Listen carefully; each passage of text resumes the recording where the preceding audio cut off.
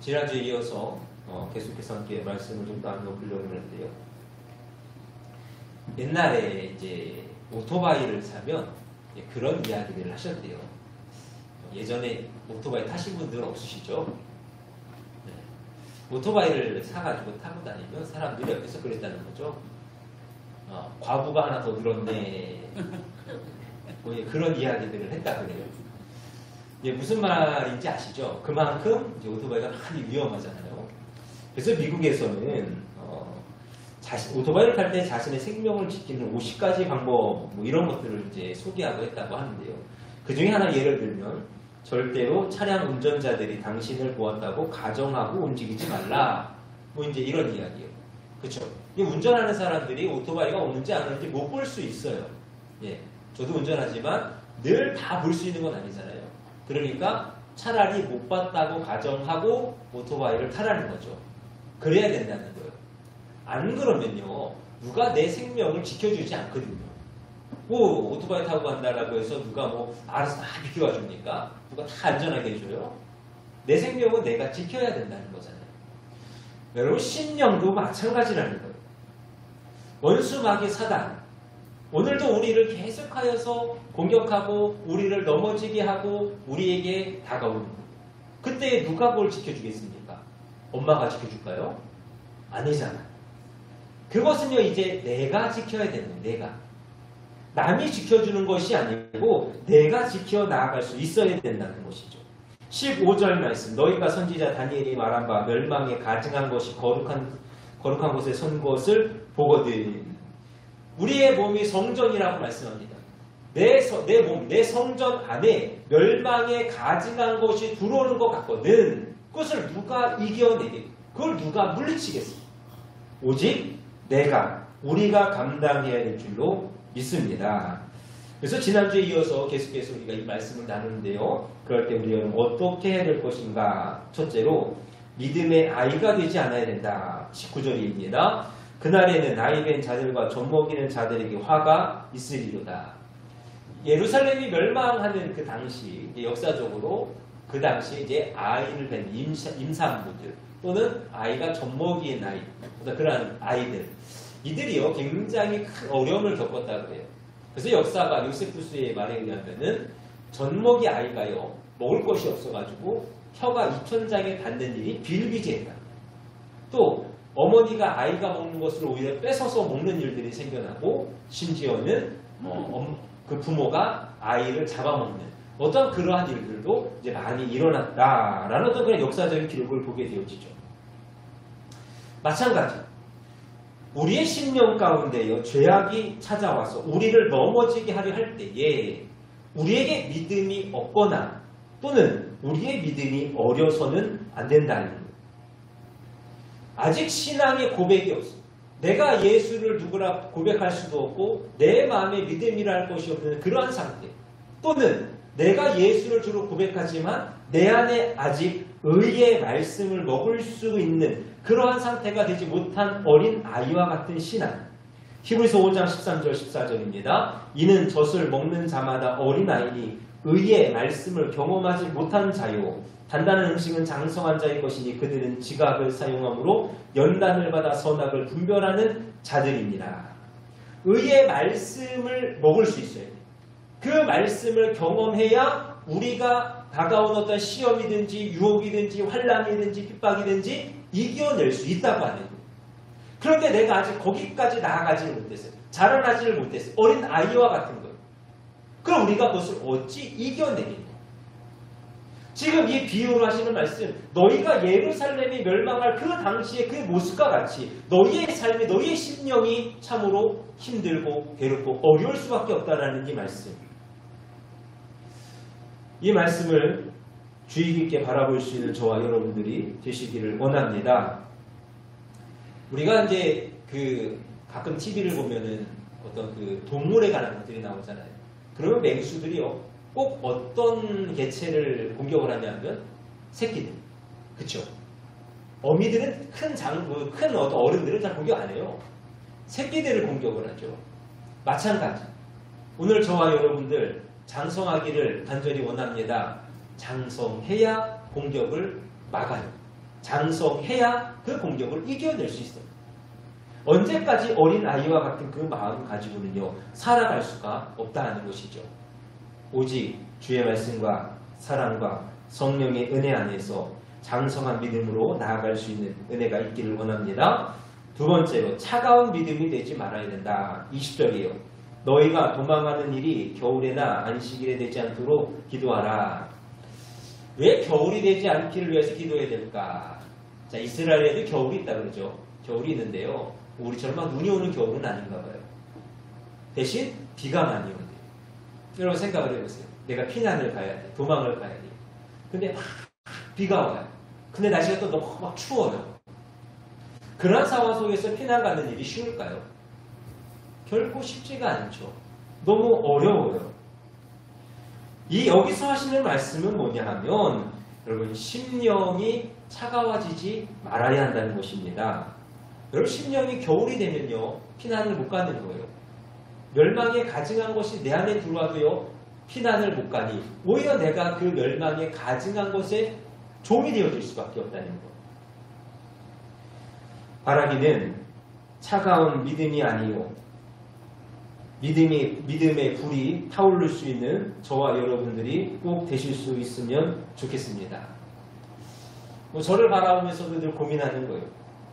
안타까운 거죠. 저도 그래도 제가 그래도 목사잖아요. 근데 제가 스스로 느끼기에도 어느 때는 하나님의 은혜 안에서 참 영적으로 참 괜찮을 때가 있는 것 같은데 또 어느 순간인가는 내 마음이 차가워질 때가 있습니다. 차라리 차가우면 괜찮아요. 그래도 이성적이니까. 근데 어느 땐가는요 아무런 관심이 없을 때도 있어요. 여러분 제 마음이 그러할진데 저보다 이게 못하신다고 말씀드린 게 아니고요. 우리들의 삶의 모습이 다 그와 같지 않겠냐고 하는 거예요. 늘 한결같이 뜨거운 마음이 있었으면 좋겠고 늘 타오른 열정이 있으면 좋은데 그렇지 못한 것이 사실 우리의 마음이죠. 여러분 최소한 주의 이름을 부를 수 있는 그러한 열정이 있기를 원합니다. 제가 전에 말씀드렸죠. 제가 교회를 바라보면서 늘 기도하는 게 뭐냐 하면 우리 교회가 잠자는 교회 되지 말고 죽은 자와 같은 그런 교회가 되지 말고 성령의 은혜로 뜨거운 교회가 되어지기를. 제가 늘 빼지 않고 하는 기도가 이거예요. 여러분 열정이 있어도요 때때로 다가오는 어떠한 그러한 시험들, 어려운 것들, 환난이나 핍박의 것들 여러분 그것을 감당하기가 어려워요. 여러분 아무리 내가 뜨거운 마음을 갖고 있어도요 내가 하나님을 향한 열정을 갖고 있어도요 그것들을 이겨내기가 너무나도 어려울 때가 있단 말이에요. 그런데 우리의 마음, 우리의 심령이 겨울과 같다라고 하면 어떻게 하시겠어요? 우리의 마음이 너무나도 차가워지고 있다라고 하면 어떻게 하시겠어요? 내 생명을 지킬 수 있겠습니까? 내 신앙을 지킬 수 있겠어요? 주님 곁을 우리가 과연 지켜 나아갈 수 있겠냐? 여러분 죄송합니다. 달고 다른 심령이 되지 않으셨으면 좋겠어요. 시간이 많이 지나가죠. 세월이 많이 갑니다. 우리의 신앙이 오래되면요 어쩔 수 없는 그러한 일인 것 같아요. 여러분들 어떠신지 모르겠어요. 본문의 말씀을 보고 본문을 보고 설교의 제목을 보면요 딱 나온대요. 그날 설교 내용이 뭐부터 뭐겠다. 그래서 딱 성경을 덮는다는 거죠. 여러분 그러면 말씀에 대한 기대가 있겠어요? 말씀에 대한 사모함이 있겠습니까? 전혀 없어요. 사모가 가끔 그런 얘기를 해요. 대체 본문하고 말씀 제목하고 무슨 관계냐가 있냐는 거예요. 예, 때로는 사실 관계가 없어요. 예, 일부러 그러는 거예요. 상상하지 마시라고. 그냥 궁금해하시라고. 그럼 말씀뿐이겠습니까? 찬양을 해도 그렇고요. 기도를 해도 그렇고요. 여러분 달고 다른 그러한 신앙이 되어지면요 뜨거움이 없다는 거예요. 그 마음 가지고 매일 우리를 향하여서 다가오는 그 사나운 파도와 같은 그 시험이나 환난이나 그런 어려운 것들을요 우리가 어찌 이겨낼 수 있겠냐. 바라기는 저와 여러분들의 마음이 심령이 늘 뜨거울 수 있기를 원합니다. 내 안에 불이 있어야 됩니다. 성령의 불이 있어야 됩니다. 오늘 저와 여러분의 마음을 스스로 돌아보셨으면 좋겠습니다. 과연 오늘 나는 하나님을 향하여서 내 마음이 과연 차가운가 뜨거운가? 여러분, 겨울과 같으면 안 됩니다. 겨울과 같은 그 마음은요, 이 세상을 이겨낼 수 없어요. 시편 49편 5절입니다. 죄악이 나를 따라다니며 나를 에워싸는 환난의 날을 내가 어찌 두려워하랴. 믿음이 있고 열정이 있는 사람은 세상을 두려워하지 않는다는 그런 말씀이에요. 바라기는 저와 여러분의 마음에 열심이 있고 열정이 있어서 이 세상에서 다가오는 모든 가증한 것들, 모든 악한 것들을 두려워하지 아니하시고 능히 이겨낼 수 있는 하나님의 사람들이 되실 수 있기를 원합니다.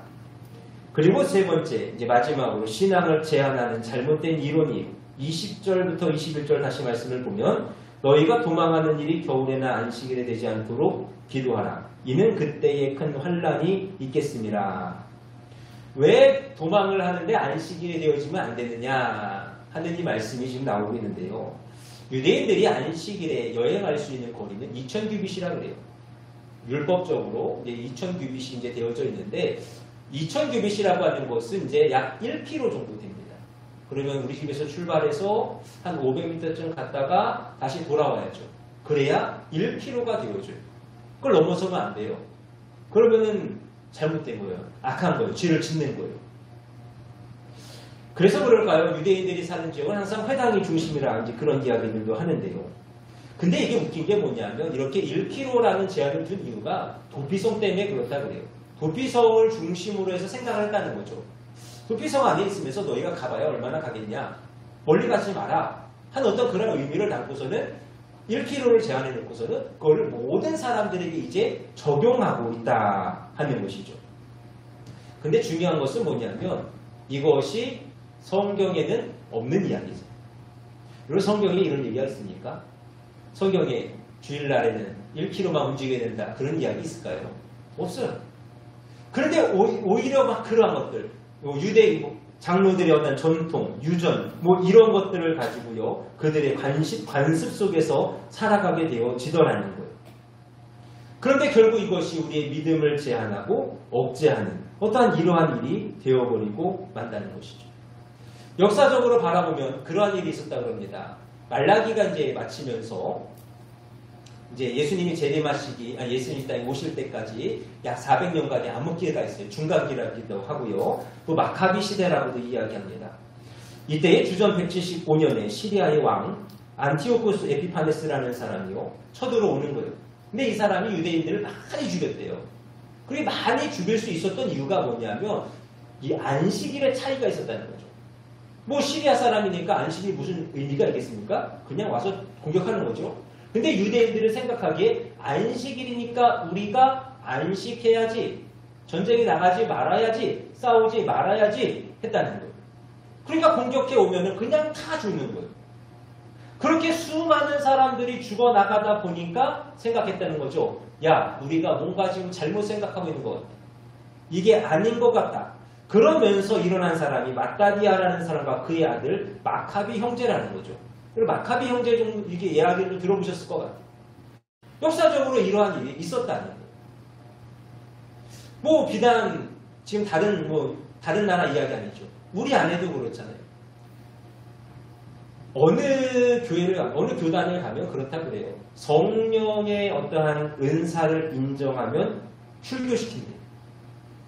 모르겠어요. 제가 직접 보지는 못했는데 성령의 은사를 인정하고 내가 그 은사를 받으면 출교당하는 거. 근데 여러분 성령의 은사가 내 마음대로 되어집니까? 아니잖아요. 주시는 걸 어떻게 해요? 근데 내가 그걸 받았어요. 그럼 제가 죄를 지은 거예요? 아니거든요. 어떠한 이러한 것들, 옳지 않은 잘못된 성경과는 다른 어떠한 그러한 이야기들 속에서 우리의 신앙이 만들어져 가서는 결코 되어지지 않는다는 것. 그래서 히브리서 12장 1절 2절 말씀에 이러므로 우리에게 구름같이 둘러싼 커다란 증인들이 있으니 모든 무거운 것과 얽매이기 쉬운 죄를 벗어버리고 인내로서 우리 앞에 당한 경주를 하며 믿음의 주요 또 온전케 하신 이인 예수를 바라보자 라는 말씀을 여러분 무거운 것들, 얽매이기 쉬운 것들 벗어버릴 수 있는 은혜가 있기를 원합니다. 여러분 우리는 오직 하나님의 말씀을 바라보며 살아가는 것이고 지금까지 살아왔던 것처럼 오직 주의 말씀을 바라보면서 살아가는 것.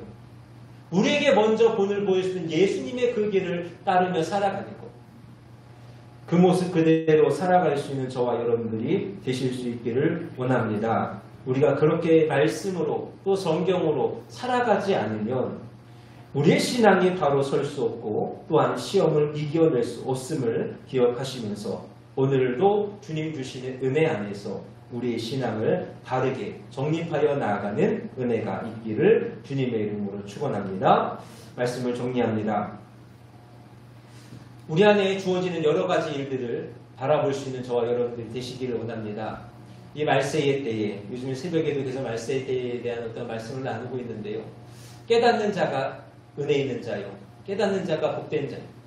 오늘 저와 여러분의 마음 가운데에 가증한 것이 혹시 들어오는지, 그것을 내가 과연 지금 바라보고 있는지 또는 모르고 있는지, 또 내 안에 그것이 들어온다고 한다면 과연 나는 지금 어떻게 살아가고 있는지, 오늘 주시는 이 말씀처럼 어린아이와 같은 믿음, 또 차가운 믿음, 신앙을 제한하는 잘못된 것으로서 살아가지 마시고 오직 주시는 은혜 안에서 그 은혜를 따라 살아갈 수 있는 저와 여러분들이 되시기를 원합니다. 장성하시고 열심히 열정을 가지시고 온전한 말씀으로서 다가오는 시험과 제약을 이기는 우리 모두가 되기를 주님의 이름으로 축원합니다. 기도하겠습니다.